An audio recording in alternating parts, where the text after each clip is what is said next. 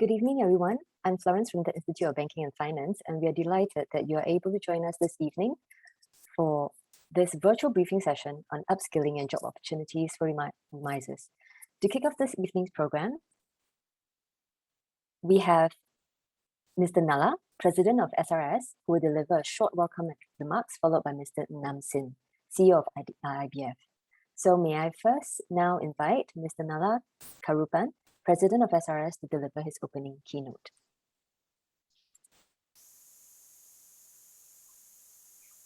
A very warm welcome to all of you to the very first IBF-SRS virtual forum.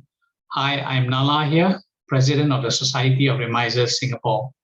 I'm very glad to see so many of you who have registered for this virtual forum to explore the various training opportunities specially curated by IBF and as well as our long-term partner AB Maximus.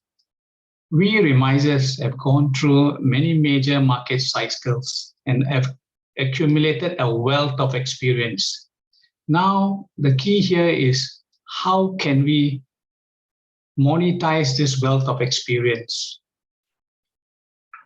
I believe with adequate training, we can move up the value chain and be great wealth advisors, boutique fund managers, and the like. As we all know, the brokerage model is highly commoditized, and the brokerage rates are getting lower by the day. We need to provide value-added services to clients to survive and thrive in this game. The enriching IBF and AB Maximus training programs would give us that added edge, and together with our wealth of experience would make us great financial confidants to our clients. Now, a word of thanks. I would like to sincerely thank IBF, especially Ms. Tan Yan Wei, Ms. Hee Siu Lai, and their dedicated IBF team who have put through this fairly comprehensive training program after we had several meetings with them over the past few months. Also, I would like to thank the employers, Phillip Securities, OCBC Bank, and OAC Singapore, who are willing to consider employing Remisiers with the requisite skill sets. They can see the value of Remisiers who have the wealth of experience behind them built over all these years. Last but not least, you Remisiers who have taken the first and important step to explore various training opportunities provided by IBF and AB Maximus to upskill oneself and be relevant to this fast-changing landscape. Now, let me welcome Mr. Nam Sin, CEO of IBF, to deliver its message. Thank you. Thank you, Nalla and colleagues from SRS. I also like to thank SRS for engaging with IBF, MAS for quite a long while. And we're glad that today we can come together to study some of the possible initiatives and programs that, like what Nalla said, could leverage on the Remisiers' wealth of experience and then progress in your desired path, so to say. So a short note on IBF. For those who are unfamiliar with IBF, we are the jobs and skills partner for the financial sector. And what do I mean by jobs and skills? Early this year, IBF was appointed by the NJC, the National Jobs Council, as the jobs development partner for the financial sector. So effectively what we do is on the jobs front, we try to develop job opportunities for Singaporean financial professionals. And we help in matching, we help in uncovering job opportunities with the financial institutions. To facilitate that, what is very important is actually skills. And skills would be the major topic in not just the finance sector, but all sectors in Singapore. Primarily because the industry that we are in right now are changing very rapidly, especially due to the impact of technology. So in the financial sector, especially where you're in trading business, you understand how automations and technology has made a big impact in the industry.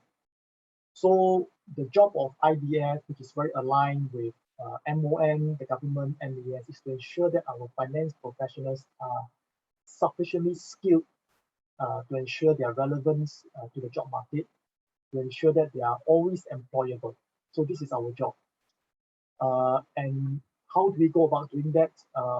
We look at skills and we want to preemptively work with you or with the society or with industry associations to identify new skills that you will need so that you will continue to be employable and relevant to the industry.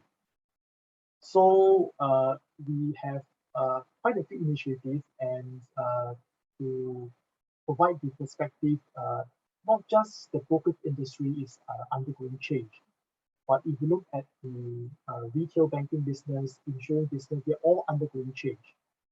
Right, so if it's any comfort, all of us are in the same boat. All of us need to upskill and reskill. So we have put in place quite a few initiatives which our panelists and our IBF speakers will share with you. Primarily, they come under three categories. One is reskilling, which means that your job role will be substantially reskilled in quite a big way, and your new roles will be quite different from your current role. And then we also talk about upskilling, which means that in your role there is opportunities to be upskilled so that you can add even more value to what you're doing. And lastly, to help finance professionals navigate all these skills program, including job matching, we also provide career advisory services. So for any one of you who would like to have a one-on-one discussion on job opportunities, where do you think you need to be skilled, IBF is very happy to meet up with you to discuss some of these topics. So let me close by saying, very glad to see so many of you participating in the first ever seminar.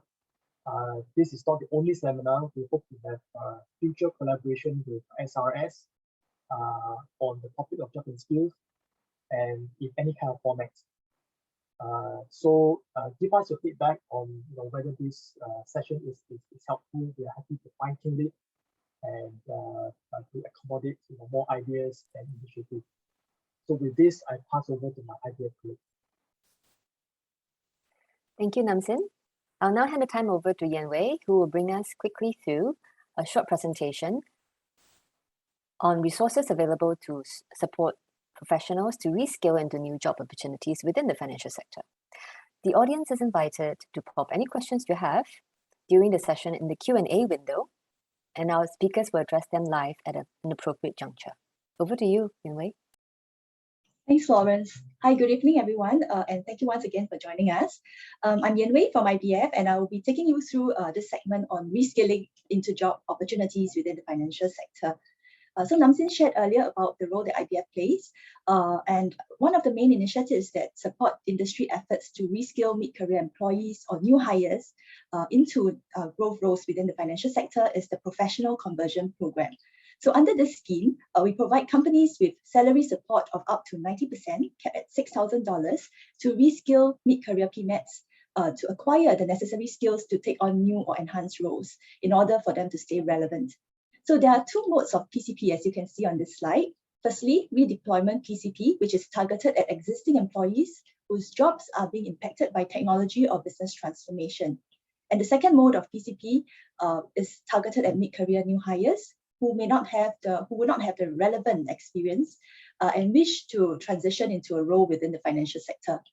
Now, to qualify for PCP, the employees or new hires will have to be a Singaporean or PR who has graduated from school for more than two years and is in a salaried position.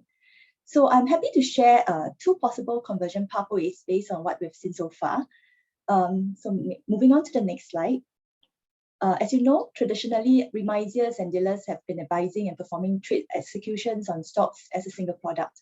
Now, what we're starting to see is that some of them are being reskilled to advise on a wider range of products after attaining dual licenses and are able to act as both a financial advisor as well as a trading rep. So this chart shows a construct of how PCP is being applied to support this reskilling process. The duration of salary support is 3 or 6 months, depending on the extent of skills gap to bridge. And of this 3 or 6 months, about 10% of the duration has to be spent on structured training, which is classroom or e-learning. And the rest of the time will be spent acquiring skills through on-the-job training with the guidance of a mentor assigned by the financial institutions. So in terms of the skills to acquire, we also take very close reference to the skills framework for financial services for this end role, for example, in this case, the wealth manager, and the employed that or any other roles that the employers may be hiring for. So the next slide as well shows another pathway. This pathway leads Remisiers or dealers into the financial advisory role.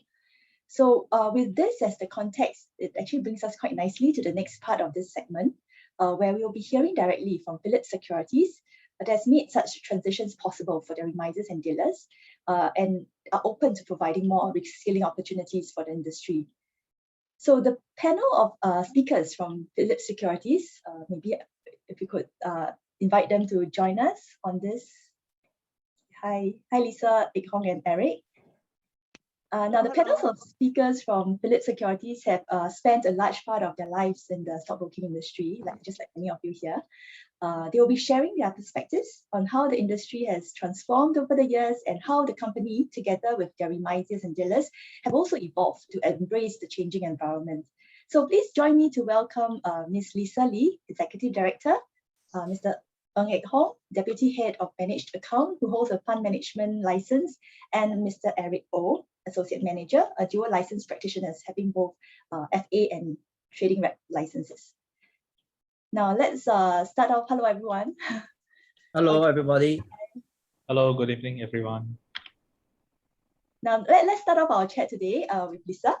So Lisa, maybe you could start off by telling us more about how Philips Securities, which I understand started about 46 years ago in the stockbroking industry, has transformed over the years. Yue, just now you just mentioned we spent a large part of our life in the industry. It just made me reflect. Actually, I spent 24 years in Philips Securities and the stockbroking firm. And I think it's quite apt on, looking back, right, these 20 over years, how the industry has transit, not just stockbroking, but even insurance industry, even now banking industry and things like that. So I think for Philip, I have a chance to join during the Asian financial crisis, so 1997. So after that, I witnessed the liberalization of brokerage.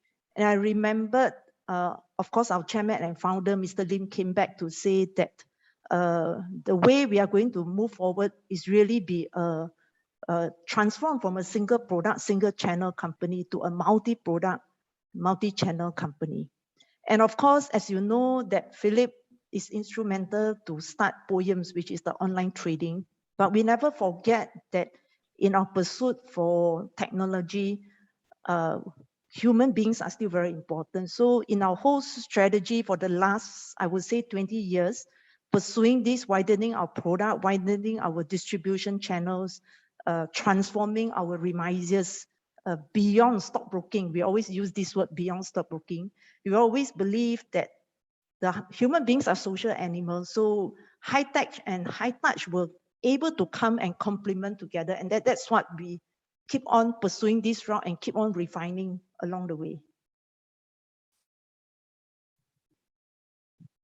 Thanks, Lisa, for sharing with us Philips Securities transformation journey. So Ik Hong and Eric, maybe you could share with us what were your roles when you first started, when you first entered the industry, and where are you today? Let's start with Ik Hong. Hi, I started as a dealer when I was first joining the financial industry with Philip Capital. So, and after 9 years in the stockbroking, and I have moved on to this managed account where I can offer, I look after the investment team of course, with the portfolio managers and BD, business development, and we are here to offer the discretionary portfolio management service to our customers.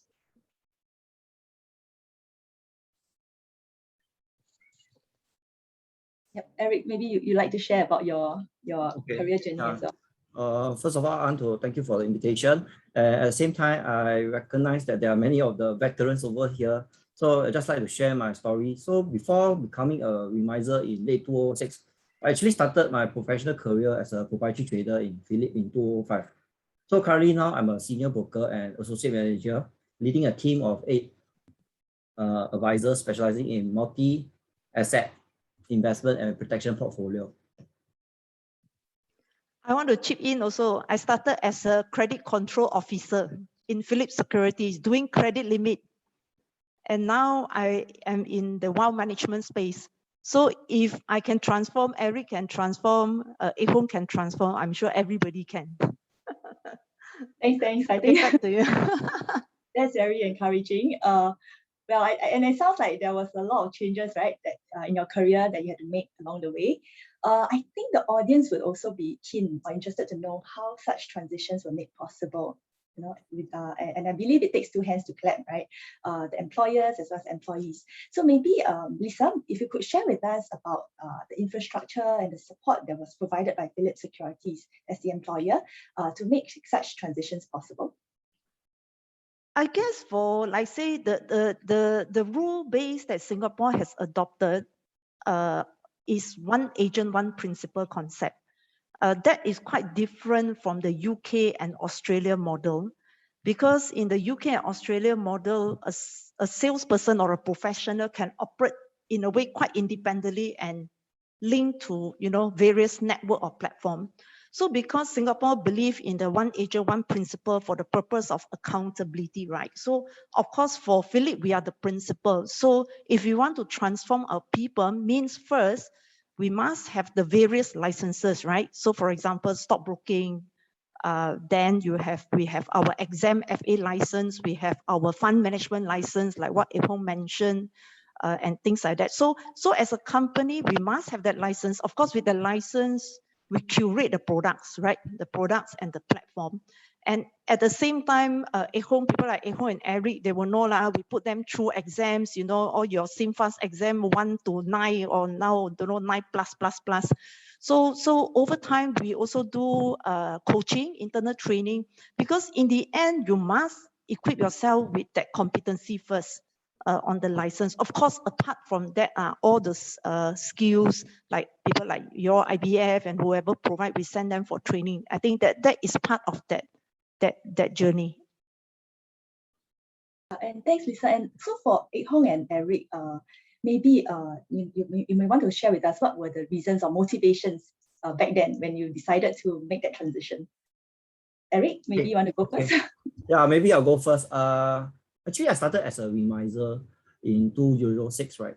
So it was not by chance, but by choice. I took out multi-license in 2016, right? To give my clients more options and to diversify my income sources in view of zero commission trades in the future. Secondly, to stay relevant in the industry and to cater to the evolving needs, as many affluent clients today prefer customized advisory service instead of execution-related advice. So many of my clients share to me how they benefited from my guidance by avoiding financial scams, but most importantly, many are able to invest significantly amount, yet sleep in peace as they know me as authentic, competent, and dependable. As a result of the wide suite of services I offer now, I have finance professionals or advisors who come to me for related advice in multi-asset investment, protection, and retirement, as they appreciate my opinions and shared values. So maybe, how about Ehong? Okay, thanks, Eric.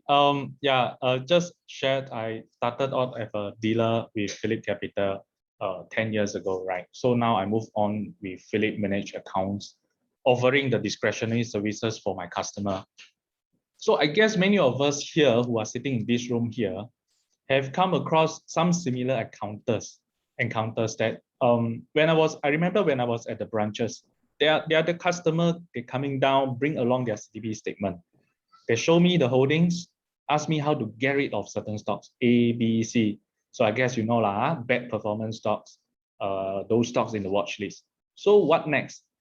Yep, I spent a long time and effort to convince them to to trimming the bad holdings, and then slowly help them to build up the holdings until the whole statement turns green. Basically, with the total portfolio return is in positive. So this is just one account, one transaction. So I spent so much time, effort and all that, and with so much time, if I have 100 of them or even more, so this actually not on my head, and I thought they should go for the portfolio solutions, be it advisory or discretionary. So I think this ultimate solution, I would say for me, is to add value to my customer, and also especially when I want to scale my business. So of course, the clients, they may continue to do the DIY. At the same time, allocating some funds, a sum of to invest into the portfolio solutions, and able to give them the promising growth, capital growth, and the steady income flow monthly, quarterly. Why not, right? So therefore, I joined the Philip managed account team and offer this solution to my customer. Yeah, I think at this point, I just want to just pause and highlight on the two very key things in this Hong story. Customer definitely want advice. The question is, as a traditional stockbroker, most companies choose the route execution only. That's where the problem comes, right? Because just doing execution, we commoditize the stock, the product. So it become, I think just now, Nala also mentioned, right? The risk reward is really getting not so favorable to professionals. So I guess Hong story, by the way, I'm the one who tell Hong to join the fund management side of things. Why? Because he has been with dealing for so long, giving free advice per se, right? So we have this trial and tested model that customers are willing to pay a fee, but that also means that we have to reskill, upskill, convert our role from just giving free advice to really either like financial advisory is I still charge, I give you advice, you make decision, or even come to a point, because I think what Hong didn't really mention, actually, even as a dealer, he actually hold a FA license. So I just want to say that trust is a continuum. So client open account, will you trade with you? Fine, that he trusts you. Then over time, he increase his trust level. He seek your advice.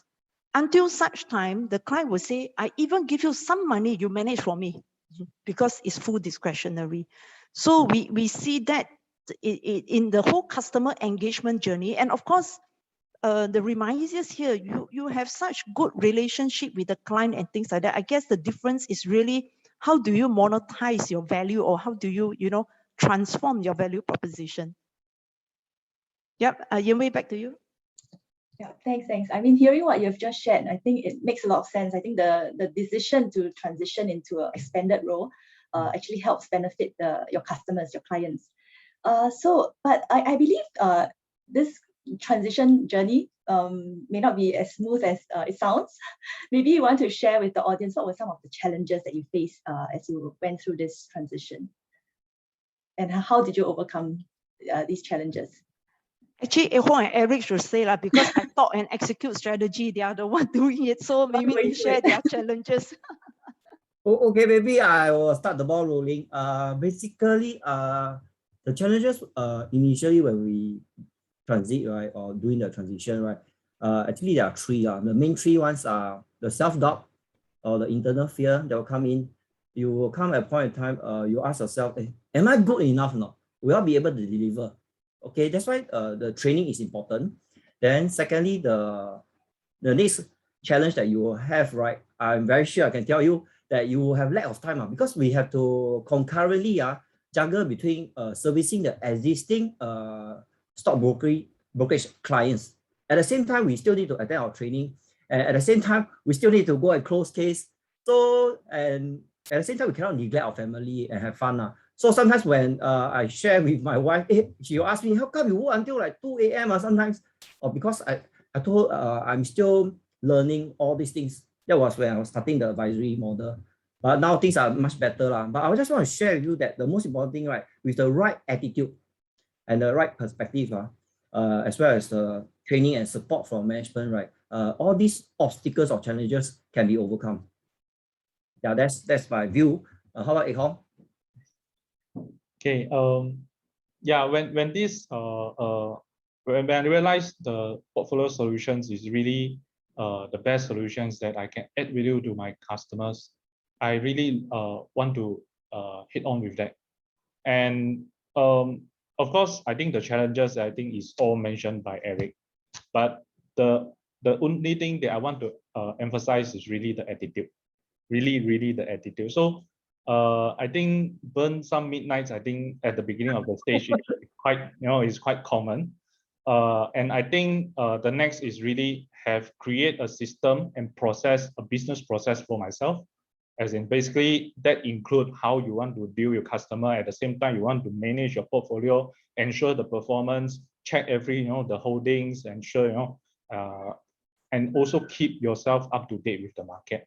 So a system and with the business process, with the structured one, that's really helped me to go to a longer journey in this portfolio management.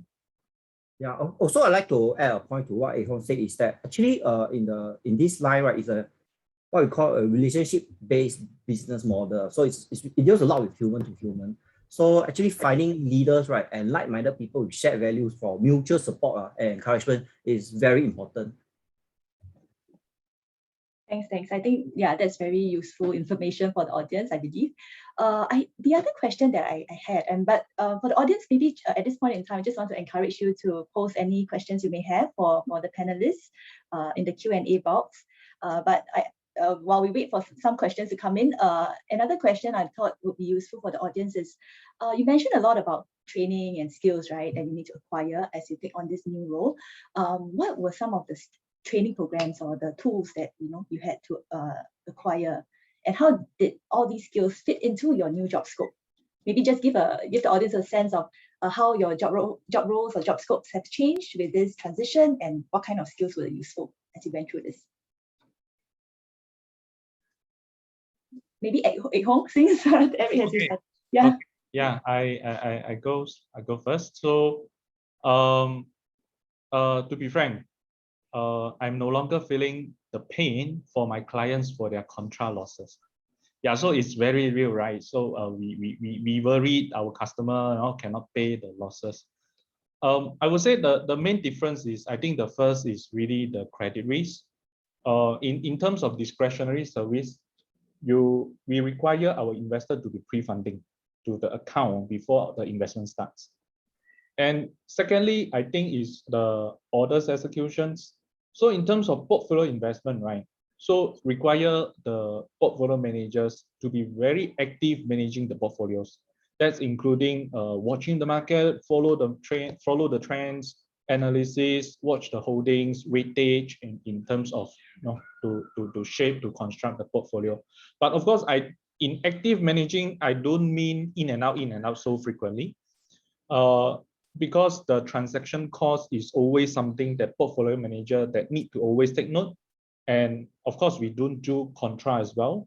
So most of the time we are doing the bulk orders and followed by the allocation. So I think this execution is what we do not do in terms of dealing or trading. So, and lastly is the contents that I talk and when I meet up with my customer or over the phone.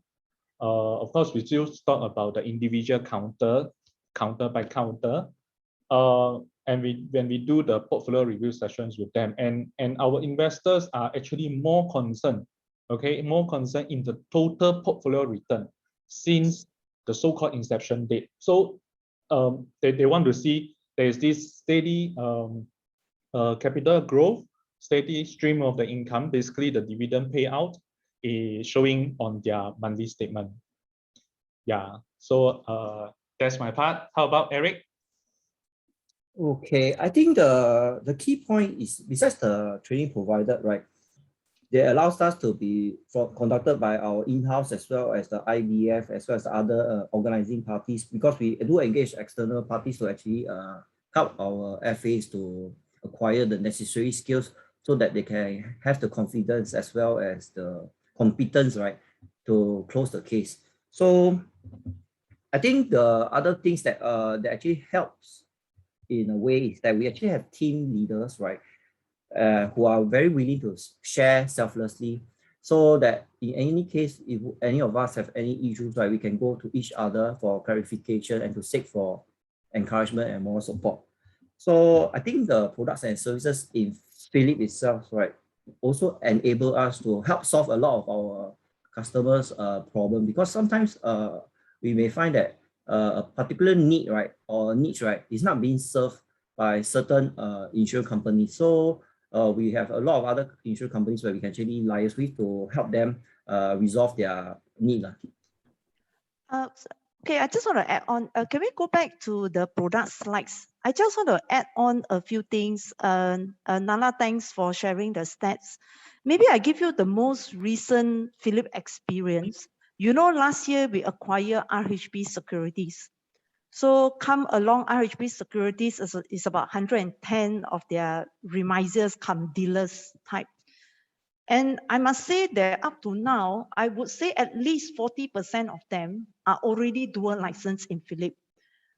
And they were very surprised when they joined Philip. It's like they actually didn't know there's so much more they can do and things like that. So that's very encouraging, right? So they crossed over last September, October, and now it's quite apt. So it's about a year from last year. And many of them are still learning. Sure, they struggle. Obviously, they struggle because, you know, there's so many products, so many process. But Eric is right. I mean, some of them, because if they hold a FA license, they probably join a team, and then, you know, within the team, you know, now actually engagement is very communal. Most of us come from the age of everything is very hierarchical, top down. But I guess now is very communal, very network. And that one has helped a lot in terms of information flow and things like that.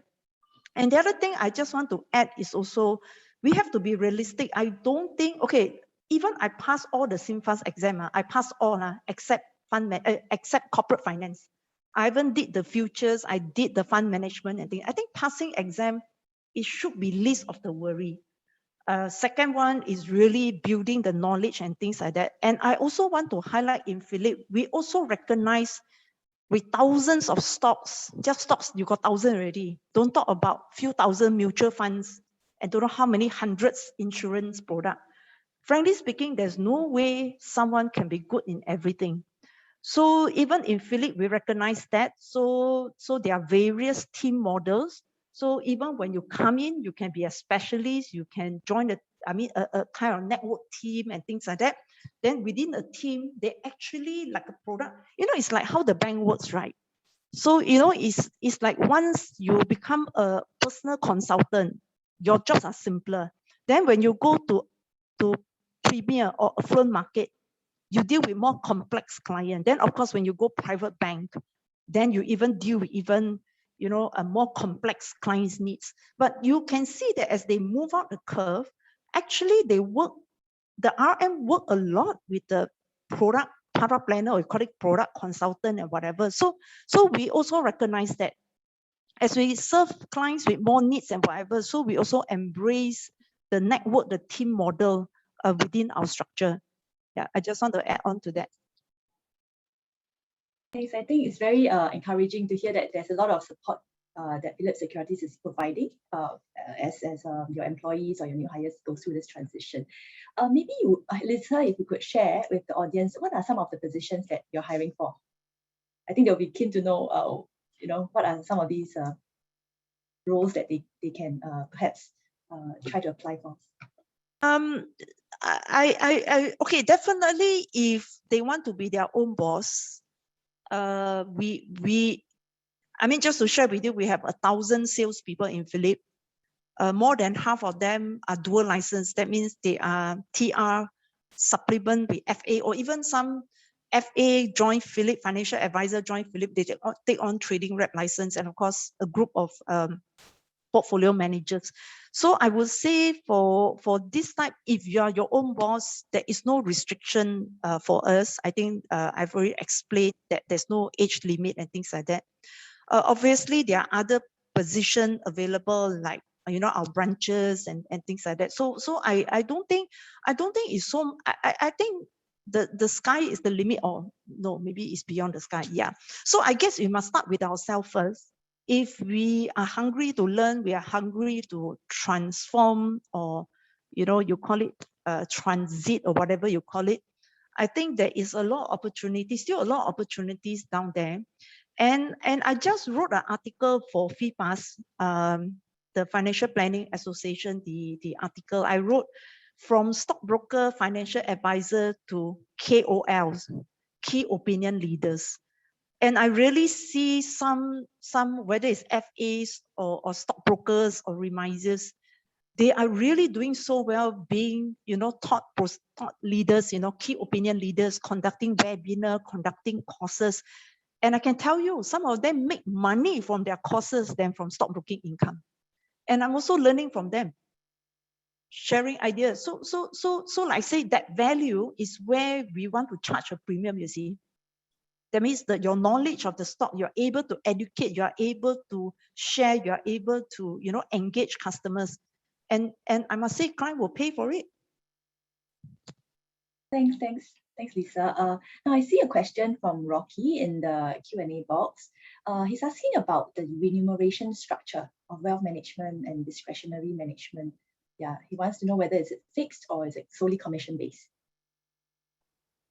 We have both model. I just want to highlight, you see, when you talk about brokerage or Remisiers, we charge per transaction, right? And the transaction fee are getting lower and lower. Of course, you have your fintech company that disrupt our industry, and we can't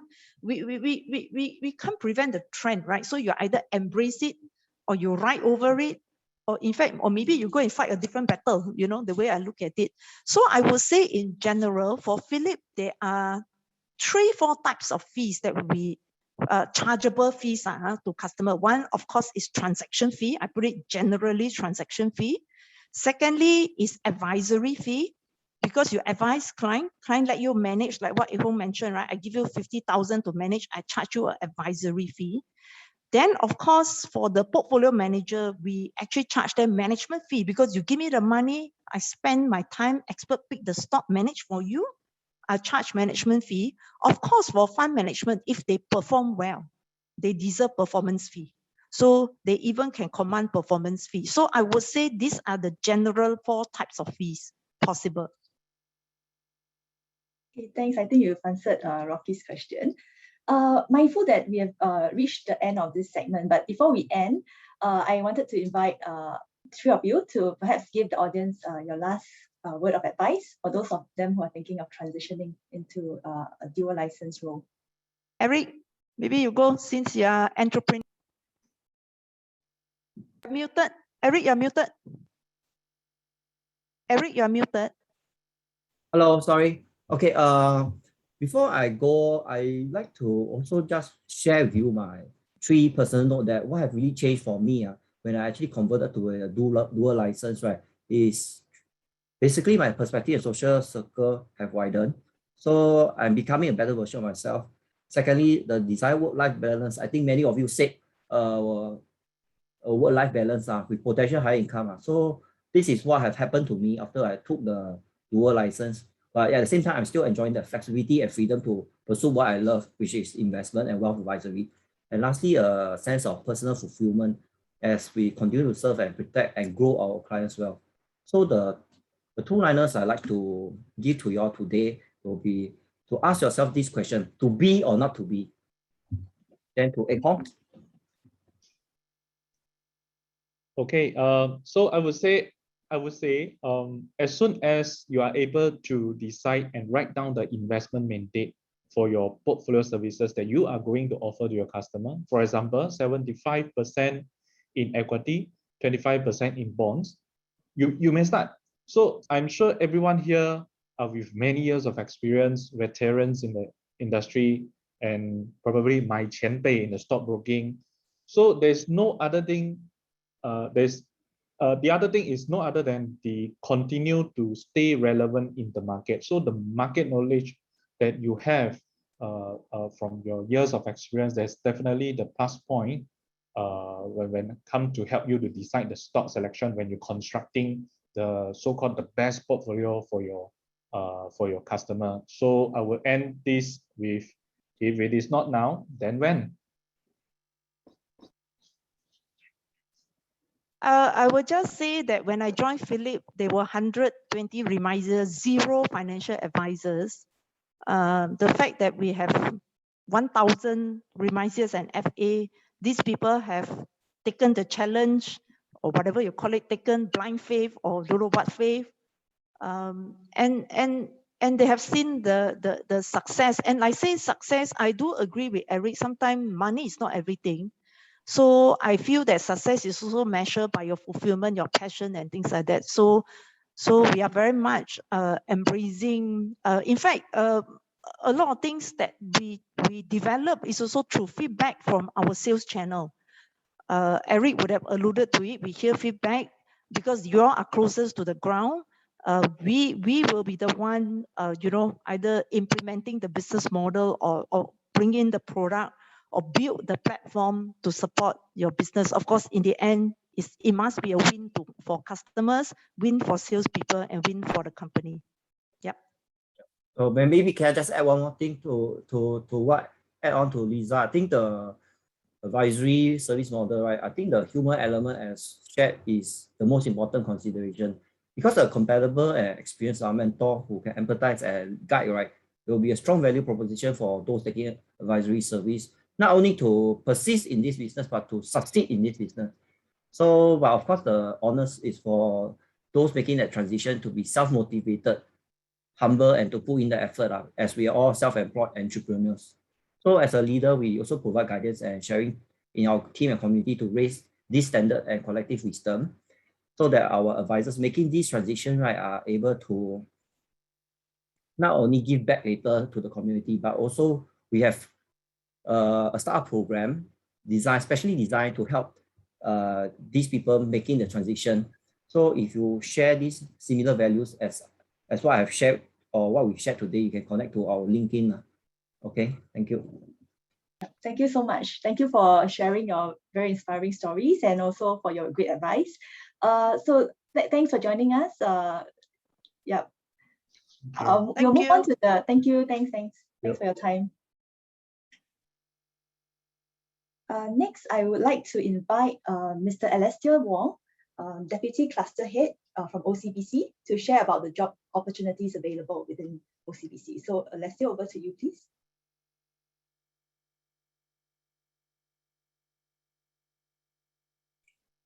Hi, evening everyone. Thanks Yan-Wei for the kind introduction. So anyway, good evening. My name is Alastair and I'm the Deputy Cluster Head at OCBC.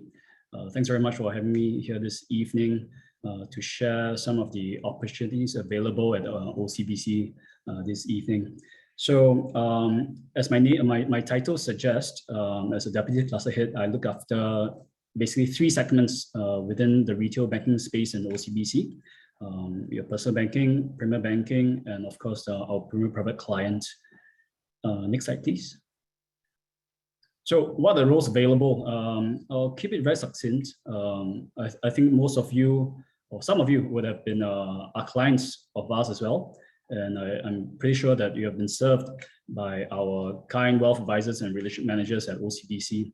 So of course, if for people who are just starting off their career, they start off as personal financial consultant, and as they move up the career ladder, they move up, they become a premier relationship manager, and then followed by a client advisor within the premier private client space. I'll leave the investment advisor role aside first. So akin to what our friends from Philip Securities have mentioned, right? There are different segments that we look after, and as a relationship manager, you're being supported by a team of specialists. And this team of specialists actually include the last role, which is the investment advisor. So a typical team in a premier relationship team would have, let's say, investment advisor, a mortgage specialist, and also a bank insurance specialist. So the typical day of RM would be similar to what Phillips has mentioned, right? We provide wealth advisory services.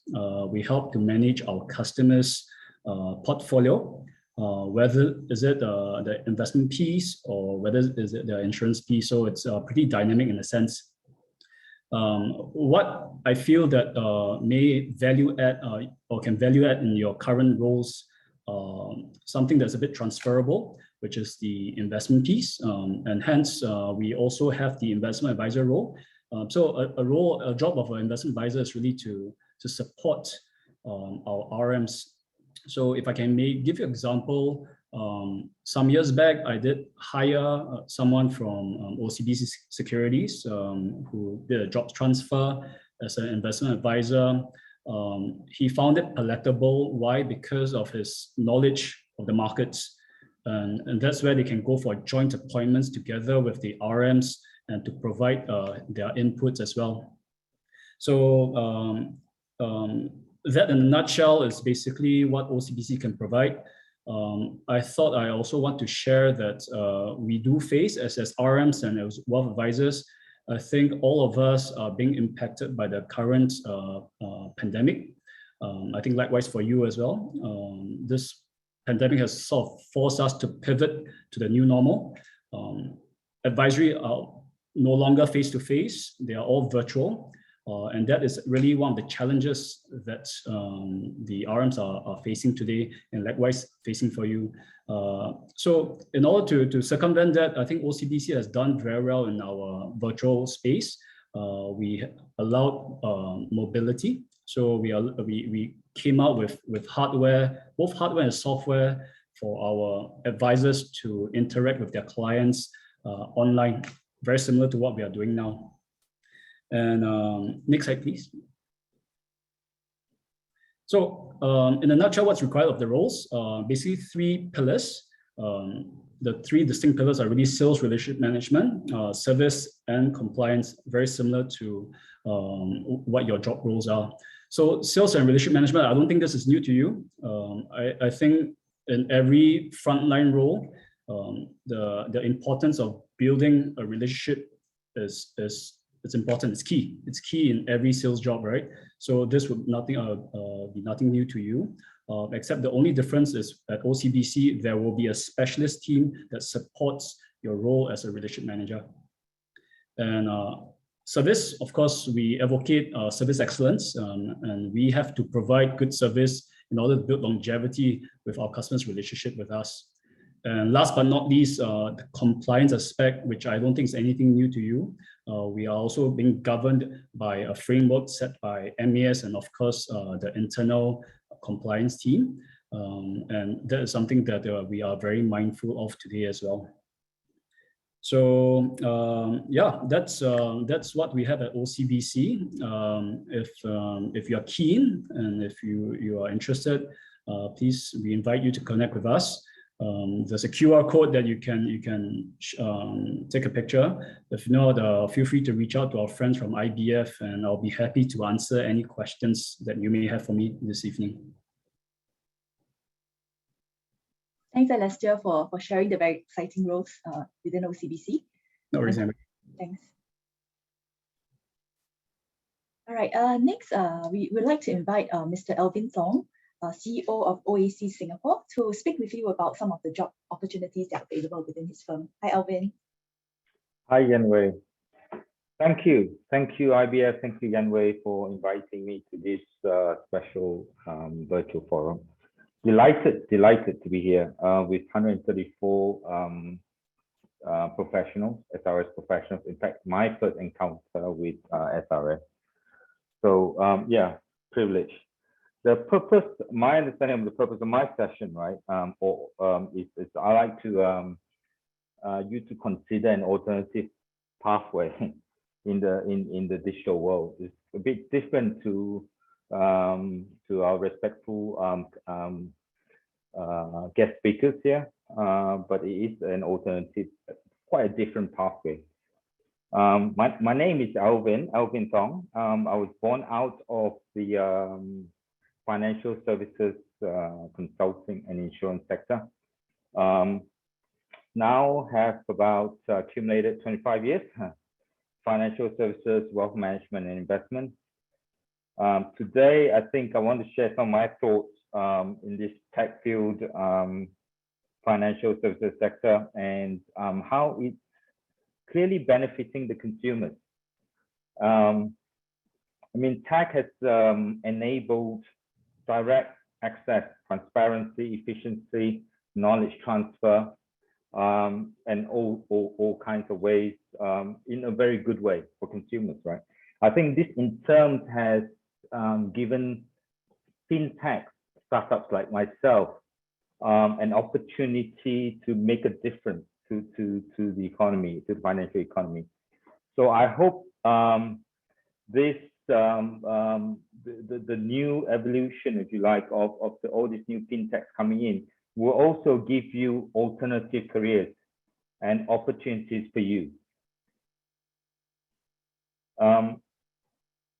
So let me just try to share. So that's sort of a bit about myself and a quick introduction. Now, I now go into a quick PowerPoint.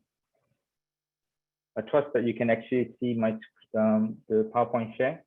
Janwei, Yes. please let me know if it's not. Yes, you can see it. Okay. Thanks. And Janwei, please just cut me out if I talk too long. I tend to do so. I'll try to keep it to the 10 minutes.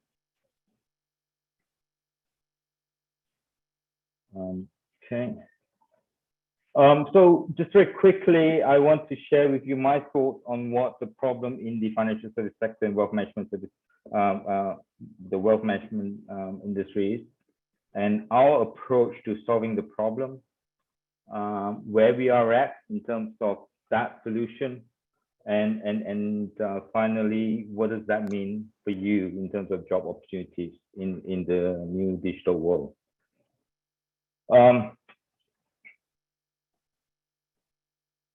The financial services sector, I think, or wealth management has been around for a long time, depending on which country, anywhere from 50 to 100 years. Sadly, I don't see any player who's made a huge impact on that sector in terms of just thinking for the consumers. If you think about the look back to the aviation industry, I think 20 or 30 years ago, it's all dominated by national airlines. And so the Singapore Airlines, of course, Malaysian Airlines, Indian Airlines, or whatever. And they are all quite sort of, there's almost a tariff. There's almost a sort of a floor price, and that floor price is quite high. And Virgin came along, Richard Branson, and then AirAsia followed suit. And they basically made it so affordable that everybody can fly or can afford to fly. So then the other, of course, national airlines kind of followed. So I feel a bit sad as a guardian, as a leading professional of the industry, that no player has actually done that. So I've always had a bit of regret around that. And now I'm getting a chance to do something about it. So where the wealth management is today is still dominated by the same insurance, the retail financial institutions, the private banks, but it's not charging a fair fee to the consumers. In fact, a lot of them, even the high net worth, especially if you have money and you actually don't know much about the investment or much about the fact of investment, you will be sadly you'll be ripped off by one of the private banks. And insurance, yeah, I mean, it's all facts, right? I mean, there's a commission disclosure and everything, so there's nothing new I'm saying here. 20 billion of premiums were paid by Singaporeans in 2020 alone last year. And 80% of that is going to traditional savings products, which have a benefit illustration that at point of sale they show what 4 and 4.5%. But every year they're actually reducing bonuses such that the end client, the consumers, is only getting about 2%. And this has happened not 1 year, not 2 years, but over the last 20 years, right? So, so maybe some the consumers will say, well, 2% is good. But if you look at the real inflation of people's lives, not the CPI, not the where's the what 1%, 2% or whatever, the real inflation of people's lives. You look at medical costs, you look at education costs of our kids. You look at the laissez factor of the lifestyle that we desire, that we want to upgrade year on year. That's anywhere from 6 to 10% per year. So any money that you're saving for the longer term retirement, kids education, or to upgrade a home or whatever, and that's sitting in fixed deposits that you don't need for the next 3 years, is really going down in value in real terms. So just think through that, and the traditional insurance is 10 years or more typically, right? And that's only giving you that 2% or 2.5% return. Good news is because of fintech, there's been an emergence of robo-advisors over the last few years, and this has quickly gathered, I think, about even close to about 5 billion funds under management. Now that's a small sum. That's less than 5% of the retail funds under management, but it's still good that they are now bringing fairly cost, very reasonable, I would say even low cost, good products, investment solutions to the consumers, to the everyday consumers, right? Just to give you a sense, right? And these are all facts that you can find out yourself too, right? If you look at the investment solutions are in total fees to consumers, it's anywhere from 1% to 1.5%. When I say total fees, I mean trustee, custodian, investment management fees, distribution costs, everything. Which means that if that investment portfolio earns in gross about 10%, and that fee is 1%, you should get back 9% back in your bank, or at least on paper, net of all expenses, whether that is made known to you or not made known to you. So how does that compare? If you look at the industry, financial institutions, it's anywhere from 2 to 3% per annum. And in the insurance, it's anywhere from 3% to more than 5% per annum. And we're not even talking about upfront fees. So just think about it, right? And 1% per annum, and that's documented by our my fellow good robo-advisor and ours. 1% per annum compound over 30 years is 240% additional returns over 30 years on capital. Hi, Alvin. Alvin, so sorry to disturb you. You have about 3 minutes more. Maybe you want to go straight into the roles that you're hiring for, because I think the audience might be excited to hear about what are the opportunities available. Yeah, thanks. Okay, I'll wrap it up in 2 minutes, in 1 minute, and then I'll just spend the last 2 minutes on the roles. Yeah. So really here, what I'm trying to say is that there is a room to champion for consumers, and that is really our purpose. The problem, I think I've just said very clearly just now, there's high level charges, even if they want to do something about it, you know, where do we go? So there's too many choices. And I think for the everyday consumer, it's very little or no financial literacy or investment literacy at all. The solution that we're taking to the market is industry proven. We've worked hard to actually provide with the top global specialists who are best in class in what they do. So we take those solutions from that's normally accessible to institutions, family office, ultra high net worth that have money and brains. So that's only about 0.1%. We take that to 81%. That's the the Singaporean population living in HDB, i.e. the everyday consumer. And our key proposition is really the low cost institutional quality investment.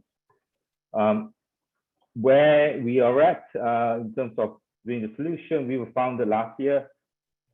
We developed a digital IOP version 1. Ethica was our that first insurance client of ours who have launched this product in September, and just it's only the second digital IOP in Singapore, and it's the cheapest by 20-30% to the next cheapest, and it's cheaper by 50% to the average IOP in the market. And what we're doing now, we are now developing version 2, and hence, as we are growing, we are looking for we have job opportunities for 2 types of roles. One is that if you are good with people and you like being out there, we are looking for someone to help us to put it out there, our value proposition for companies, a trusted corporate advisor, as I call it. The other one is that if you like to be in operations, you like to be in amongst digital. By the way, 100% of our offer is through digital, right? So it's an end-to-end digital operational or offering for the corporate and for their clients. So we also have a position, well, actually have a couple of positions for the operation side. So that's really a bit about the 2 roles that we're looking for. If I have 1 more minute, then let me know if there is. I will just like to wrap it up, but if not, I will end it there. Yeah, I think maybe you could wrap it up in a minute or so. Thanks. Sure. So I think in a nutshell, we're looking for talented people, right? And we all have our own talents. So I'm sure that each of you comes with your own strength and your own talent. But we're looking for talent and nice people. I think one of our guest speakers said that ethics is very important. So talent and nice people is our sort of people that we're looking for. And yeah, so that's basically it. And then just want to share very quickly my own journey, right? In 2003, I was advising the board of directors at AXA, and we ended up, they ended up buying a subsidiary financial planning company for 200 over million, and I then co-founded that in Asia for them. And that it was to get the high net worth individual to pay a fee for advice. I've never done sales before. That was my first and last sales role, really. But I did that, and then I think 3 years I put together 100 million funds under management with a client retention rate of 96%. And all that was to actually what I call planning advice, getting people to understand what's important about money to them, how to then map their assets or their investments to each and every one of their goals, and therefore to understand that they still, after paying for all those goals, they still have money to last a lifetime. What I'm doing right now as the tech economy has emerged is actually digitalizing that advisory process, and so that millions or 100 millions of consumers in Asia can benefit from that advice. So, and I basically took it from a brick and mortar to a tech. So that's something for you to consider, whether you want to take your career from your I guess traditional brick and mortar to the new digital world. Thank you so much, Alvin. Thanks for your sharing. Most welcome. Yeah, thank you. I'll hand over the time to Florence. Thank you. Thank you so much, Yanwei, and our speakers from Phillip Securities, OCBC, and OAC for sharing all those exciting opportunities for us. So the second part of this evening will focus on upskilling. And we will next have a short presentation by Sue Lee, who leads the IBF Standards and Accreditation and Certification team. She will share more on resources and support available for professionals to train and acquire the skills they need to remain competitive and progress in their career. Over to you, Sue Lee. Thank you, Florence. Florence, if you can help me to actually share the slides, thanks. Yeah, so good evening to all. So we heard a lot from the earlier speaker on the available training opportunity. In this segment, Beng Hui from AB Maximus, as well as myself, will touch on skills and training opportunity. If we can move to the next slide. So at IBF, we have developed different resources to provide you with information on skills development needs. So what you see on the left-hand side is actually a manpower study that we have actually developed and show how data analytics and automation are likely to impact jobs in Singapore financial sector. And following this study, we also developed the skills framework for financial services and included a new and emerging function in digital and data analytics. These resources are available on the IBF website for your reading. The skills framework for financial services chart out the progression pathway and skills required for professionals like yourself in the financial services industry. The framework covered 158 job roles in 6 sectors across sales and relationship management, trading, product solutioning and management, operation, risk compliance and legal, as well as new roles like digital and data analytics. And within the skills framework for financial services, we have also outlined what are some of the key critical function and job tasks, as well as the technical and generic skills required in this job role. So earlier on, we heard about how job role will evolve and the need to actually stay relevant. The manpower study then provide insight on what are some of the new skills that Remisiers and dealers should be equipped with. So with data analytics and AI being transforming jobs, from a Remisiers dealer perspective, it may be useful for you to actually equip yourself with data analytics capability to allow you to incorporate data insight into your recommendation or advice, and also have a stronger stakeholder management capability and be to actually allow you to be more proactive in making connection with and influence potential customer. And also, as more firms and individuals actually leverage on digital platform, you may also want to actually build on this aspect in terms of your digital acumen for you to be able to provide financial advice in an easy and understand verbal manner while using data to actually tailor solution and strategy for your client. So to support you in terms of skills development, IBF has actually recognized more than 1,000 courses for the workforce. So these courses that you see on this screen are actually what we term as future-enabled skills. They are here to actually equip a practitioner with industry-wide capability required in today's rapid changing industry. So the skills that we actually cover in this area will include areas like digital and data, agile, human-centered design, future communication, as well as having a good understanding in terms of the risk and governance in the digital world.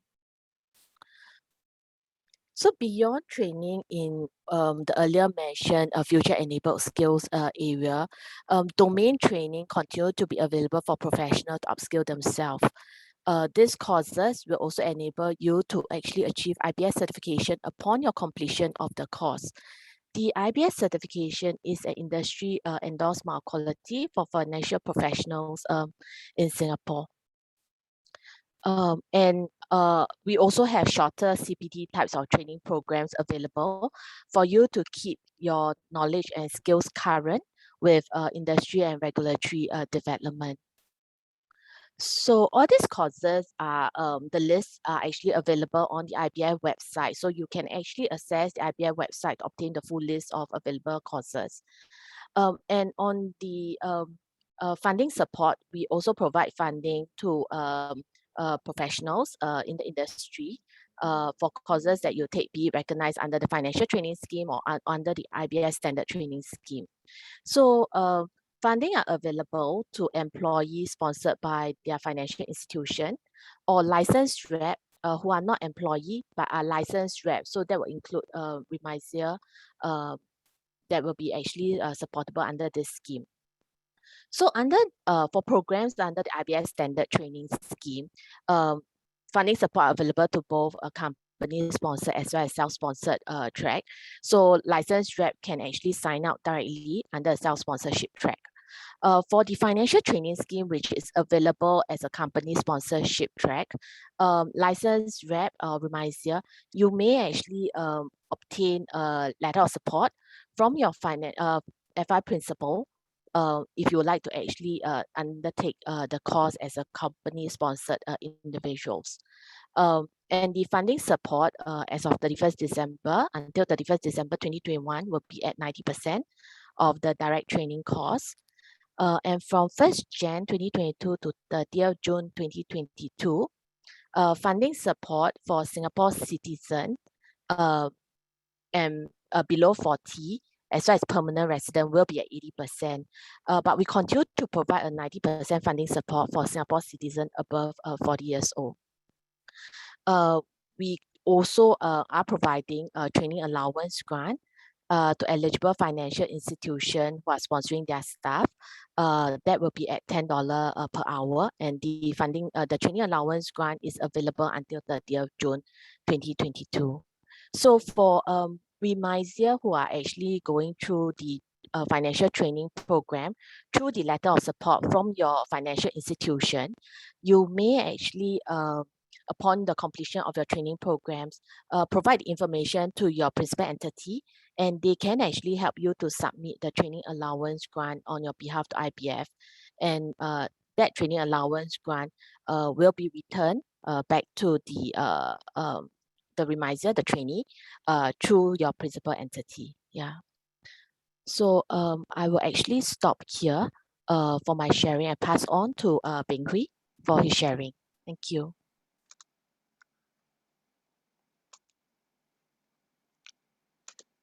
Thank you very much.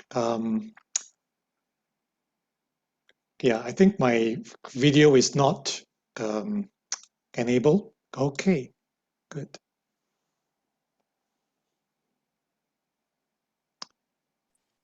Yeah, so a very good Bing Hui, evening. sorry, Yeah. I think you need to remove the camera cap from your, Oh, because yeah. we are not seeing you, just seeing your virtual background. I actually removed it, but let me try again. Okay.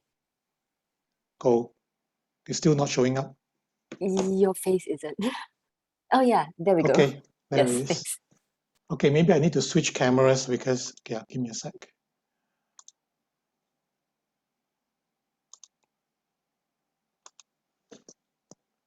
Okay.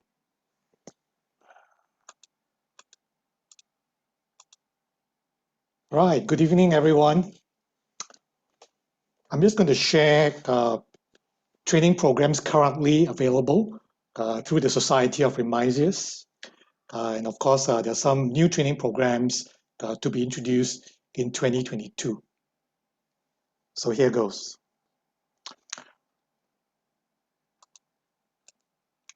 Okay, so many of you are very familiar with this continuing education program for dealers and remisiers. This program has been around, I think, for about 20 years. And of course, on an annual basis, the courses or topics are refreshed. So the next two slides, these look familiar to you because some of you would have taken these programs. So for example, on the current slide. Sorry, Bing Hui, we are not seeing your slide. Can you share screen? Sure. Thanks.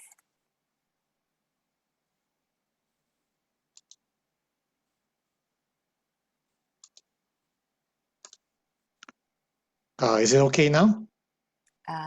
Yes, it's coming up. Thank you. Okay, great. Thank you very much. So on this slide, this will look familiar to all of you because this is the current program for 2021. Well, most of these will be continued into 2022, and This is the e-learning programs that's available. So it's part of the compulsory training that everyone here needs to take. And of course, as an option, we do have some other topics here. These are also available, and usually broking firms will arrange in-house training, whereby we will have like either live sessions, but of course currently it's all via Zoom. Okay, so these are the current topics available 2021. Now for 2022, we will be working towards some new topics. So let me just share very briefly what are some of the topics available. Firstly, as part of the CPD or the continuing education topics first. Okay, so we're looking at least 2 or more topics in the first quarter of next year. So an introduction to specs and also introduction to NFTs and its marketplace. So of course, we are about to make some application to IBF for approvals. So once that is approved, that will be part of the annual training program that will be available not just for the members of SRS, but for the entire securities industry. Okay, so that is the continuing education part. But of course, today's topic is also about upskilling, right? So for the Society of Remisiers, basically we are looking at 2 programs for a start. So the first one is more on digital marketing. So this program, we're planning for this to be accredited in the next couple of months.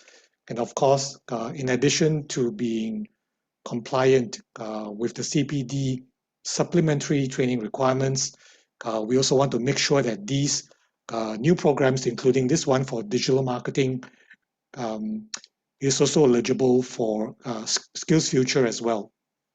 So whether you are tapping on the IBF funding plus additional funding from Skills Future, you will be able to take part and avail yourself to the training program. So we are planning to run this over 3 sessions of 3 hours each, and it will be actually tailor-made for trading reps. Okay, so it's not a generic DM course or generic course for financial practitioners in general, but it's tailor-made for trading reps. Okay, the other upskilling program we're looking at is basically to help Remisiers who are interested to take that first step towards maybe managing some funds for clients. So in order to do that, some folks are required to take the SimFast exams, right? So we're coming up with a course. It's over 9 hours, seems pretty short for a prep course, but this will be sufficient training for TRs because generally TRs are all very, very experienced. So 9 hours training is enough. Plus, of course, bundled together with the program, there will be question bank for practice and so on. So this program is meant for upskilling. At the same time, we are applying to make this compliant with core CPD training requirements so that Remisiers at the same time can also fulfill the mandatory training. And of course, we are applying for the funding, Skills Future support, and so on. Okay, so do look out for this. Probably towards the end of the year or beginning of next year, they will be available and of course publicized by the society for its members and of course for others from the industry. Now, in addition to digital marketing and also preparing TRs, for a potential transition, we are also looking at other programs in the second half of next year. So we are lining up programs that will kind of help transition or maybe towards a dual license perhaps, as what our friends from Phillip Capital shared earlier, right? So financial advisory is another area, wealth management is another area of training that we want to upskill Remisiers with. And of course, these will also be similarly fashioned as the earlier program that I've shared. Basically, helps with your CBD training, gets funding, helps you with potential exam, and of course, more importantly, is the upskilling, so that we can actually, grow the pie for our businesses. All right, so that's my quick 10-minute sharing of programs that are upcoming. Happy to answer your questions later on. You could, I guess, type them into the chat box when you have the questions. So I just want to wish a very good evening to Nala, to Namsin, and to friends and former colleagues here. Thank you very much for inviting me. Thank you.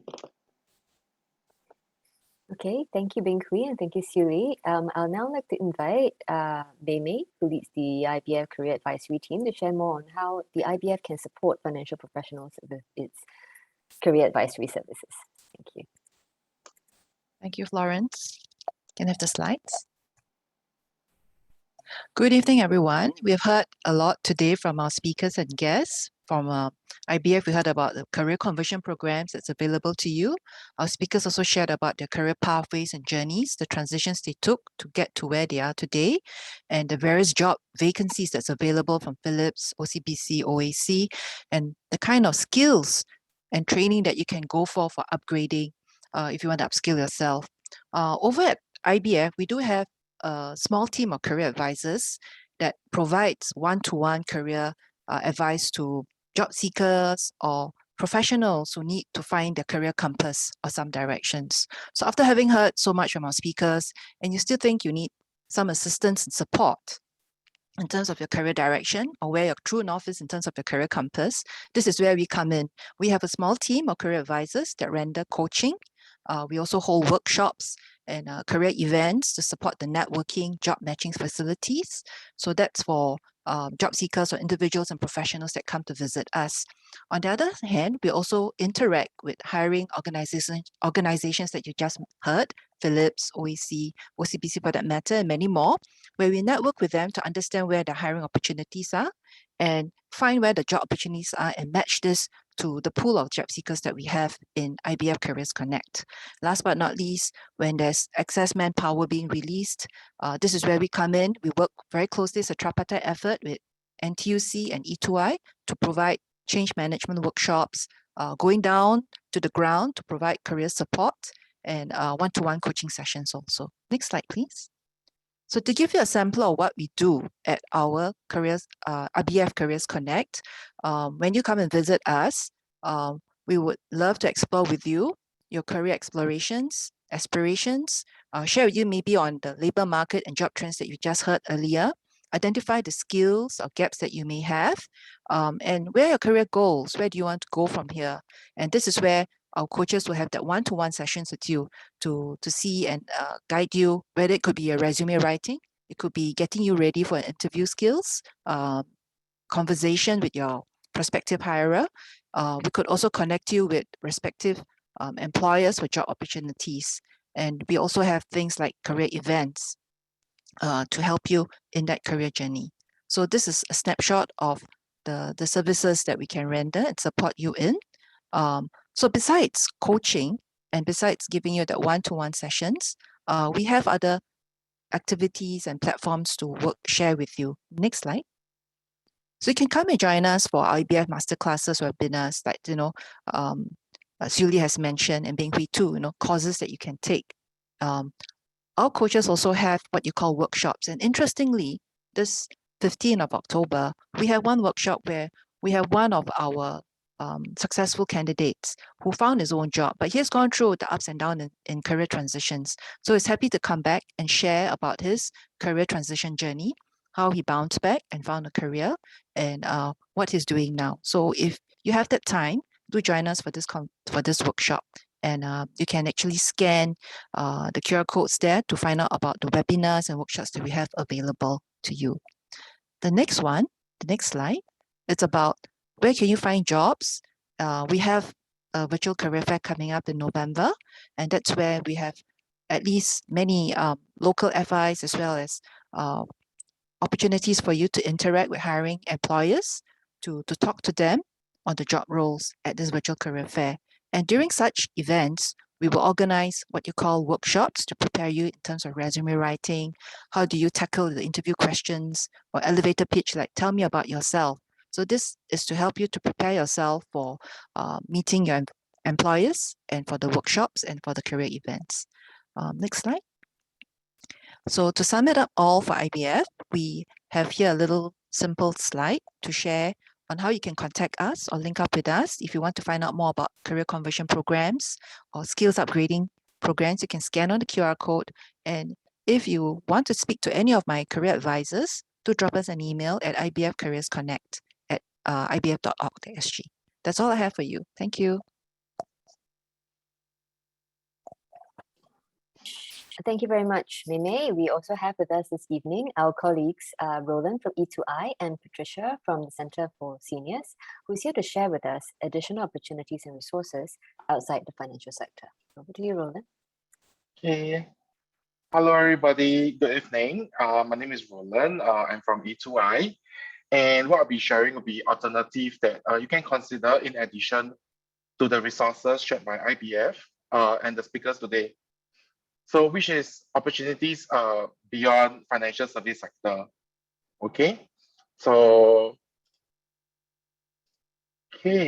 what is E2I? E2I is actually part of NTUC that help workers for all levels.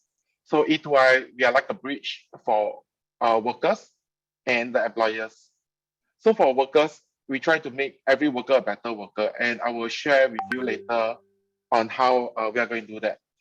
So we do have like job matching services. We do have like career guidance as well as skills upgrading, which is a very important topic, judging from all the speakers that mentioned today about skills upgrading. How do we keep ourselves relevant? And on the employer side, we will try to make every job a better job. So besides helping them on recruitment, training, and job redesign, we also make sure that the salary given is of a reasonable one as well. Okay. So this is just an overview of E2I career services. Okay, what we have career coaching. So we can meet our coaches to identify what's your career interest, what's your key strength, and as well as skill sets to enhance and equip yourself. We do have like workshops and skills upgrading. Of course, we do have job matching services, and last but not least, we do connect to hiring companies across diverse industries. Okay. So what is our approach to help workers? For us to help you, first and foremost, we need everyone's help to work together. So let's watch a short video.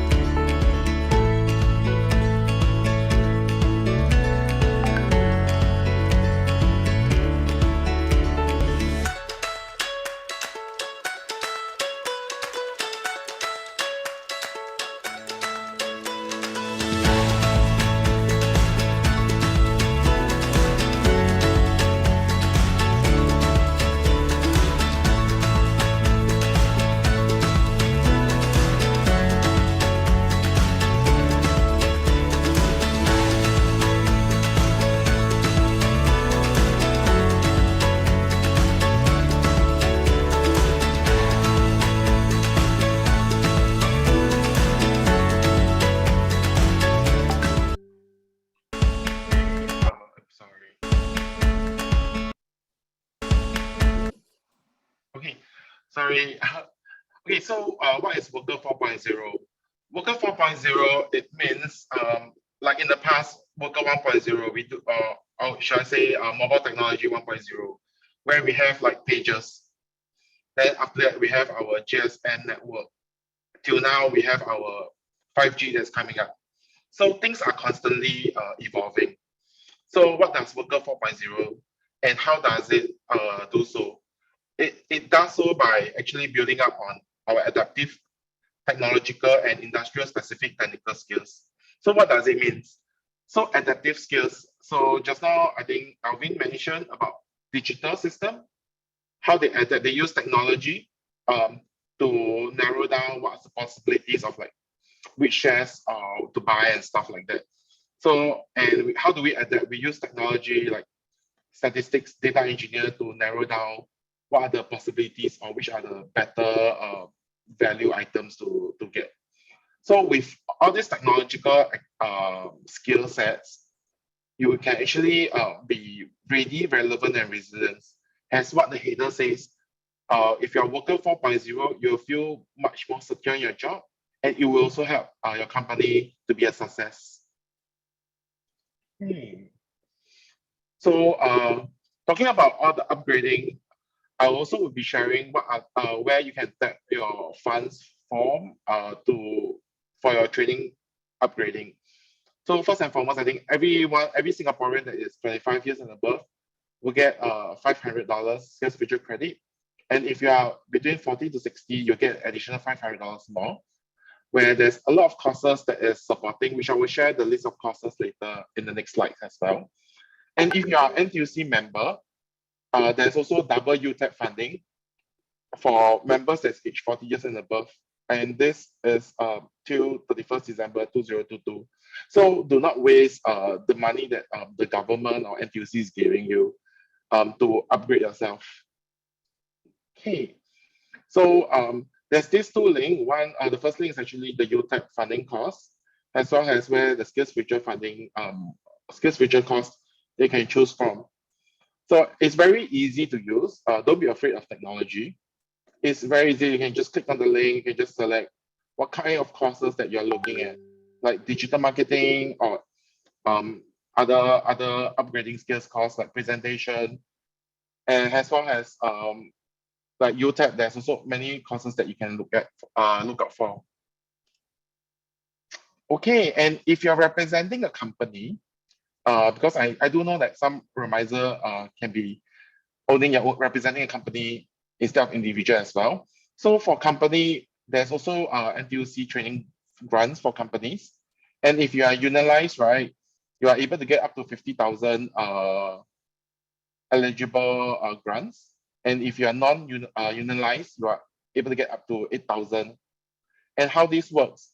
So you look at the first chart, it shows that without any funding, for a course fee that costs 1,500 per individual, less 70% government funding, which is 37,400, which is the whole bulk of it. The company have to fork out. However, with the NEF funds, if you're non-unionized, you're able to get $8,000 rebate. And if you're unionized, you're able to get up to 50% support, which means there is 18,720.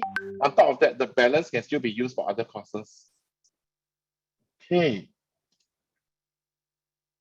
So how do we align? I think this is just to re-emphasize on it. Workers 4.0, using the three skills, the adaptive, technological, and technical skills, we can always be ready, relevant, and resilient in order to get better wages, more welfare, as well as better work prospect. Okay, I'll be sharing with you another 2 videos on career guidance. So there's many options right now if you're in a crossroad, as in you can stay within training, wealth management industries. You can also explore what's beyond these industries. What are the options that's best suited for me?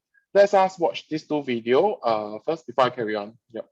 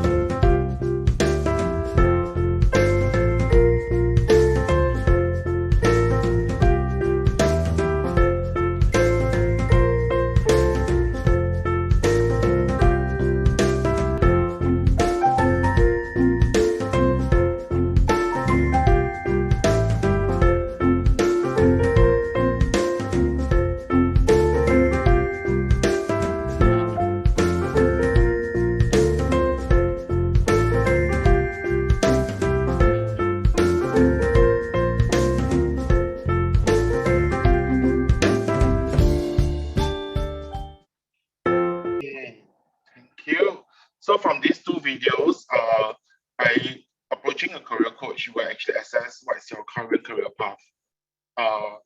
What do you want to do next? And identify what can be done in a better way. So through career coach as well, they will actually recommend workshops such as Career Navigator, something that can identify your true potential. There's our Career Resilience Executive Workshop. They actually give you, I think one of the topic mentioned was like the growth mindset. It's no longer like the past. Everything's keep evolving. So we need to embrace change. We need to learn the new way of new style of working. And there's also, of course, what is hit us even harder right now due to COVID is digital workplace. It forced us, COVID actually forced us to re-emphasize on digital space. So it will actually encourage us to use technology to help us be more productive at work as well. And of course, one of the two most important thing is actually networking. Networking is in like knowing the right person, like for yourself, knowing the right person to get to hit your sales target as example, or knowing the right person to lead you to the right path. And personal branding is something that's very important as well. So there's also the LinkedIn workshop as well as with the interview. So I think most importantly, have a positive attitude. Be confident, just be yourself, and you'll get through. Okay, so just sharing briefly on what NTUC does on the Job Security Council. So our vision is actually to build a community of trust to give manpower security for companies and job securities for workers. So this is to re-emphasize the second slide where we are like a bridge. Okay. So this is somewhat like the ecosystem of how it looks like. Okay, where companies we harvest jobs from companies, and it's like a hub, and there's job seekers that comes and look for jobs. So it's an ecosystem where we actually matches jobs to job seekers, especially with the transferable skills. So talking about job matching, so there are various career fairs that's going on. I mean, more relevant of them be fintech career fair, or we do have like jobs from the labor movement, corporate business support. Okay, so talking about job matching, there is also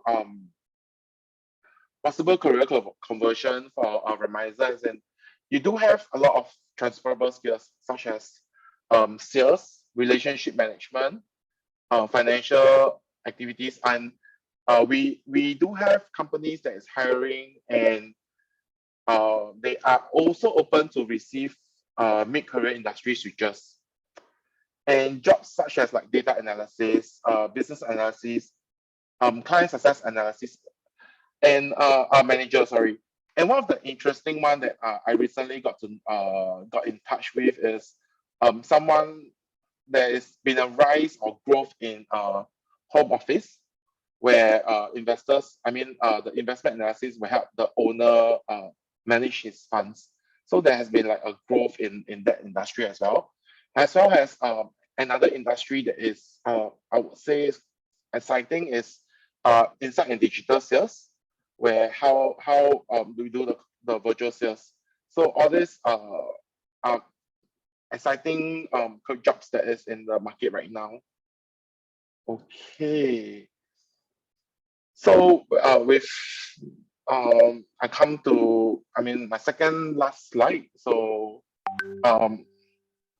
where our career centers are is that they are located in Jurong, in Toa Payoh, and in One Marina Boulevard. You can also just make an appointment, or you can check with us online, face to face, or via phone as well. Okay, so with that, I'd just like to close that E2Y supports individuals for skills upgrading, as well as to explore career conversions through our career service as well. So if you'd like to seek career guidance on what other career options that you can consider or skills upgrading, you can actually reach out to us as well. Okay, yep. I close off with my contact point, as in, like, my name is Roland. I'm a senior specialist from the financial service sector, and yeah, your one-stop solution partner. If there's anything, you can just reach out to look for me. Okay, before I close, is the FAQ. Is there any questions that you'd like to ask?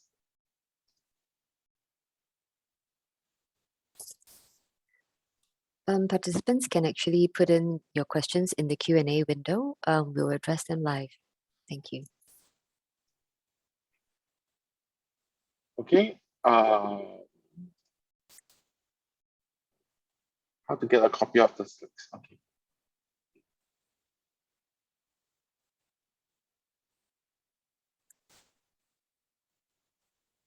Okay. My colleague will be assisting to answer your questions.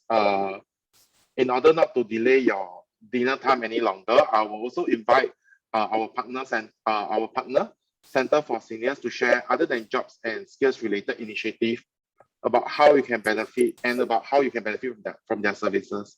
Thank you.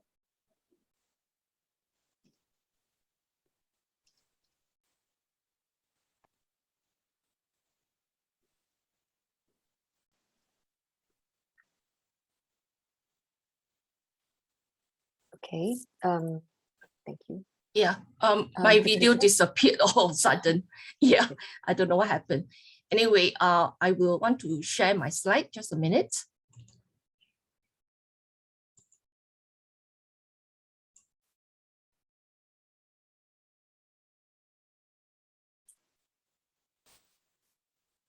Yeah, Patricia, we can see your slides, but you might want to go into presentation mode.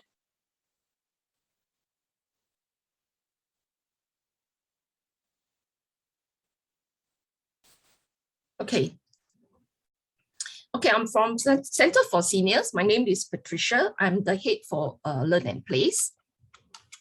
And short brief about Center for Seniors. We are a non-profit organization and with charity status. And our vision is to help our seniors to age positively, as well as having purpose and meaning in life. So when we consider seniors, seniors are people who are 50 years and above. So what do? We manage training programs and we prepare our seniors or mature workers for work-life transition. And at the same time, we do job matching for them. And in our training, we focus a lot on transition. Earlier on, I heard speakers from Philip, like Lisa, she's talking about transition and transformation, not only for the industry, but for as the individual as well. And for a senior, I think there's a lot more of transitioning that a senior would have to go through between their work and their life. So we conduct training programs on work-life transition, on financial planning. I don't need to mention more because you all would have a wealth of experience in financial planning as well. But retirement planning is something that we all must be mindful of. And we talk about reskilling. Reskilling, like there are a lot of people who really do not want to work, do not want a stressful job because they have been in the industry working for 30 years, 40 years, or some even 50 years. And they just want to work to pass time. They want to do something meaningful, purposeful. And a lot of them wants to do things that make them happy. So we actually provide opportunities for them to explore what else they can do when they're older. We also do job placement. So we have a job portal called silverjobs.sg. This job portal is specifically catered to seniors, 50 years and above. And the jobs that are being curated there are jobs that are offered by age-friendly organizations. And we conduct job briefings every month. We do 2 briefings a month, and we do preparatory workshop for them. we provide them with employability skills as well as reskilling opportunities. So in our prep workshop, we actually look into their profiling. We need to find out, what personality is this person and what is the job fit, what is the motivational fit, and how can we help them to manage that expectation. I think that's most important, looking at what we are going through, the new normal, whatever we have held on in our past, we need to let go. We need to look beyond what else is there, and we cannot look backwards. I've been doing this all the time, and that's my forte. But if the job is not there for us anymore, then how can we expand the horizon to do something else? And we will go through your career interests. What are you naturally good at? What are your work values? What are your motivational skills, and what is the motivational fit? So for example, why do you want to work? So these are the questions we ask, we engage our seniors, and we will go through with them. Is it for money? Is it for job satisfaction? Is it for enjoyment? Some people enjoy working because they have friends while they work. Or is it they want to give back? They want to do something and give back to the society. Or is it because they want to learn or they want recognition? So what is the motivational fit? So then you will be able to find out what job would be interesting for you. And we also ask them to ask this 5 wives and 1 husband question. If I am now 60 years old and I want to work until 70 or even longer, then what is my ideal job? What are the jobs will there be for me when I'm 65 or 68 years old? Then what opportunities or options are there if my ideal job cannot be found? So do I need to reskill, upskill? And what can I do if I want to do something that I like? And what are my transferable skills that match my interest and passion? And if I want to stop working at 70, then what will life be? How can I stay active, still active beyond 70? What else can I do? Because I do not want to retire and sit at home, do nothing. So these are the questions we will run through. We ask our course participants or job seekers. And what are the job opportunities? So like I mentioned, we have our job portal called silverjobs.sg. And some of the jobs that are available, you will see mostly are in the community care or healthcare sector. That is the actually growing industry. There are some jobs in F&B, in facilities management, and in others.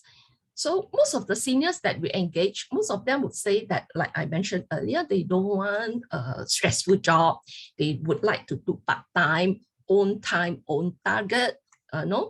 If possible, better, shorter hours. They don't want the full day job, shorter hours or shorter work week kind of job. So we do have such jobs, and we call it part-time job. We also call it gig jobs, gig work. So what are the gig work? You can be in the Comcare sector. Some of the gig work could be a medical escort, bringing elderly who are big and they need help to go and see a doctor, let's say in the hospital or in a clinic, because they are alone, they have no one to take care of them. So they need somebody to bring them to see doctor. So we do have jobs like this, like a medical escort or a befriender. Or even we have jobs like a grocery packer under the other category. Befriender, grocery packer who help to buy grocery in the supermarket to fulfill online orders. Online orders placed by family through the supermarket.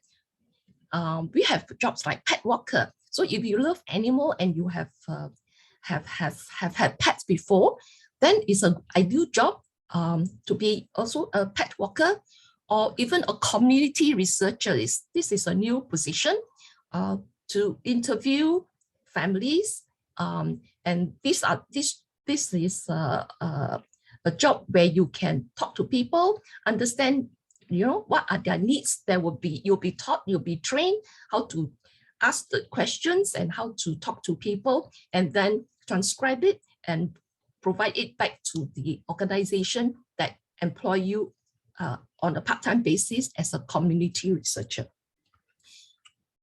And we offer reskilling for the Comcare sector, whether it's full-time, part-time, or even on career trials.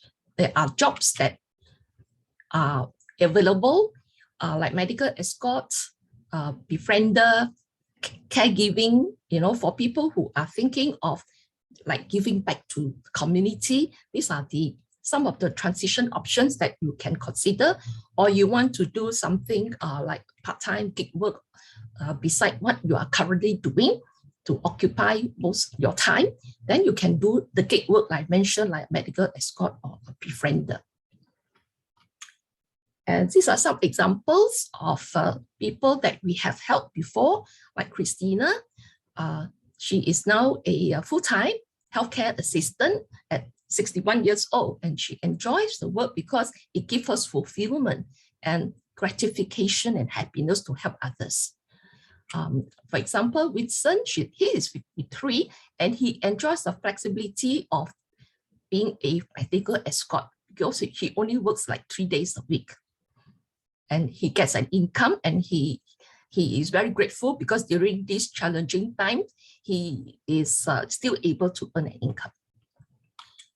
And the possible gig job I mentioned earlier in the Comcare sector,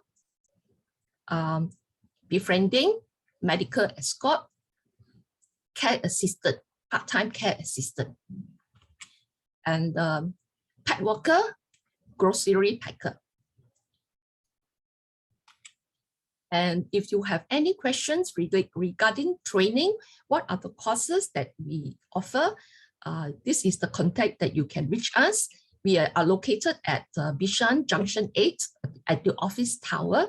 And our courses, if you are 50 years and above, you pay only 20% of course fee because 80% are subsidized by the National Civil Academy.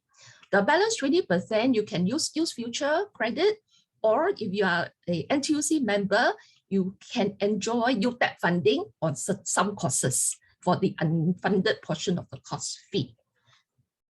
So I'm going through it fast because I think we are short of time. And if there's any questions, please do put in your chat box.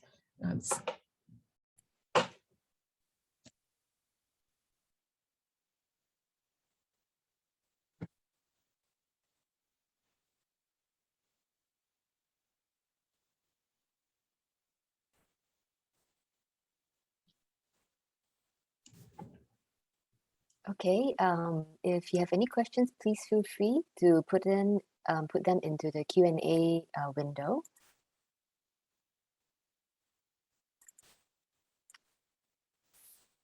Okay, if not, then thank you so much to all. A big thank you to all speakers for your insights and your sharing. We have now come to the end of this evening session, and we hope that what we have shared with you has been useful. So thank you very much to all our audience for staying with us and for your active participation. We look forward to seeing you at our next session.